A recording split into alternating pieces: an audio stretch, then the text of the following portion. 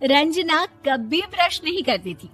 उसे कितनी बार उसके माँ बाप ने डांटा, लेकिन उसका कोई असर उस पर होता ही नहीं था, जिस कारण से उसके दांत पीले पीले हो जाते हैं।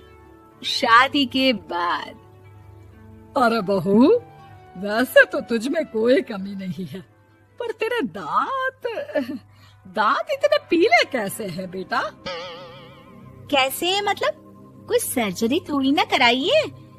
वो तो क्या नाम, मैं ब्रश नहीं करती थी तो पीले हो गए। अब क्या करूं?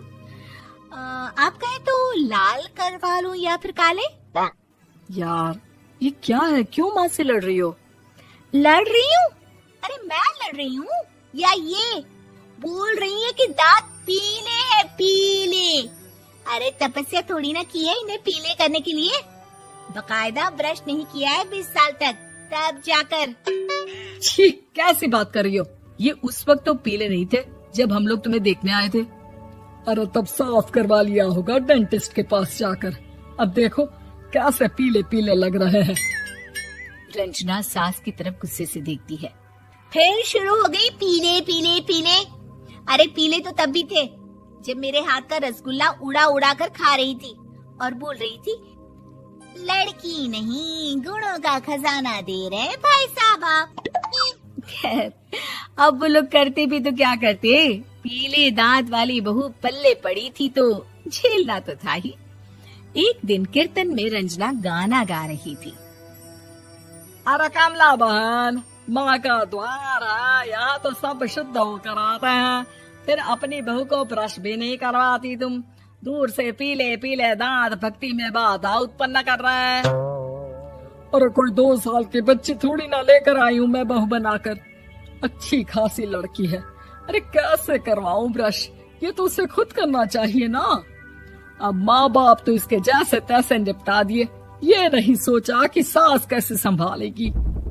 सास बहू को लेकर घर आ जाती है, लेकिन सोच लेती है कि अब इसे लेकर कहीं नहीं जाएगी। अगले रोज बहू कहती है, अरे क्या हो गया, मंदिर नहीं जाना क्या? कीर्तन का वक्त हो रहा है। मेरी मधुर वाणी से कान्हा जी जागते हैं और सोते हैं। आप तो जानती है ना उनकी भक्ति में कितना मन लगता है मेरा। वो क्या है ना, तबीयत ठीक नहीं लग रही है मेरी, आराम करूंगी मैं।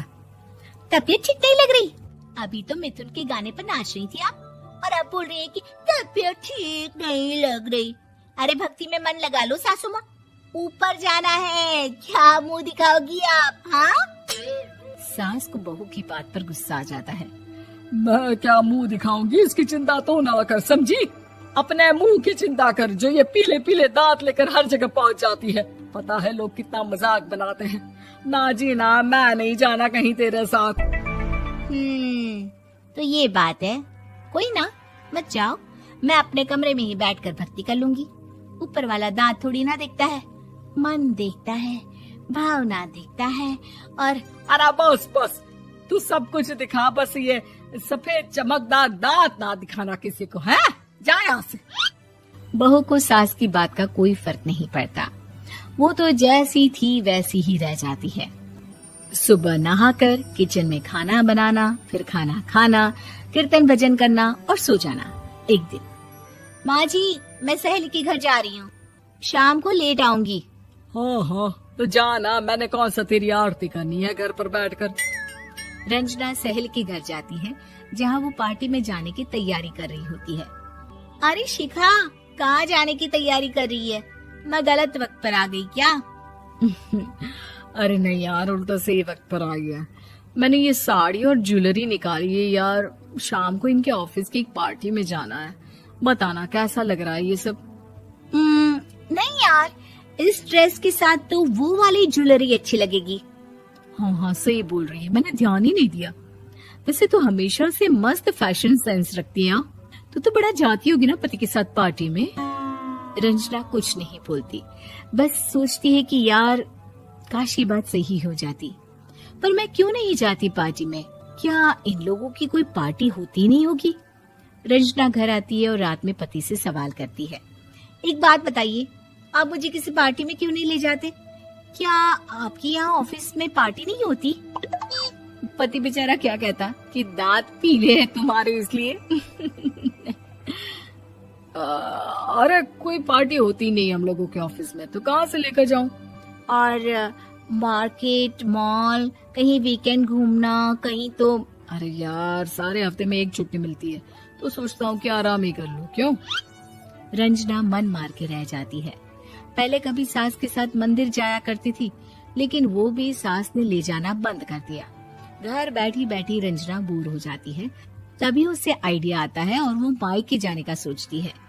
सासू माँ, 2 दिनों के लिए मम्मी के घर जा रही हूँ। अच्छा अच्छा, ठीक है, आराम से जा। और हाँ, माँ से कुछ अच्छी आदत सीख कर आना कि कैसे शरीर के हर भाग की तरह दांतों की सफाई भी जरूरी होती है, समझी? शुरू हो गई ना आप? वो लोग आपकी तरह नहीं है कि छोटी छोटी बात का बतंगड़ बना दे। उन लोगों के लिए मैं मायने रखती हूँ, ना कि मेरे पीले पीले दांत। रंजना माँ को बिना बताए उन लोगों को सरप्राइज देती है, लेकिन जैसे ही वो दरवाजे पर पहुँचती है, अंदर देखती है कि घर वाले कहीं जा रहे होते हैं। अब माँ, काश रंजना दीदी के दांतों वाली प्रॉब्लम नहीं होती, तो वो भी हम लोगों के साथ चलती ना बुआ जी की बेटी की शादी में।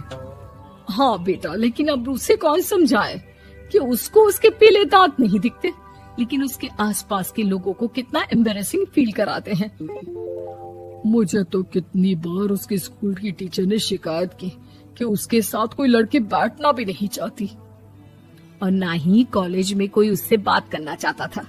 लेकिन पता नहीं क्यों उसे ये बात समझ में ही नहीं आती। कोई कमी नहीं है उस लड़की में, बस यही कि दांत पीले हैं। वो तो भला हो जीजा जी और उनकी माँ का, जो दीदी को जैसी है वैसे ही रखा हुआ है। रंजना को अपने घर वालों की बात सुनकर बहुत दुख होता है। वो सोचती है कि वो क्या करे, लेकिन फिर वो सीधा डेंटिस्ट के पास जाती है, अपने दांत चमकाती है और कसम खाती है कि वो रोज ब्रश करेगी। अरे क्या हो गया? तुम तो 2 दिनों के लिए गई थी ना, पर कोई ना, अच्छा है, चलो आ गई तो। रंजना सास के सामने आकर खड़ी हो जाती है और पूरी स्माइल करती है, उसके चमकदार दांतों को दिखाती हुई। हैं? चले मंदिर? माँ, मुझे माफ कर दीजिए, मैंने आप लोगों को बहुत एम्बैरेसिंग फील करवाया। मैं आज से रोज ब्रश करूंगी।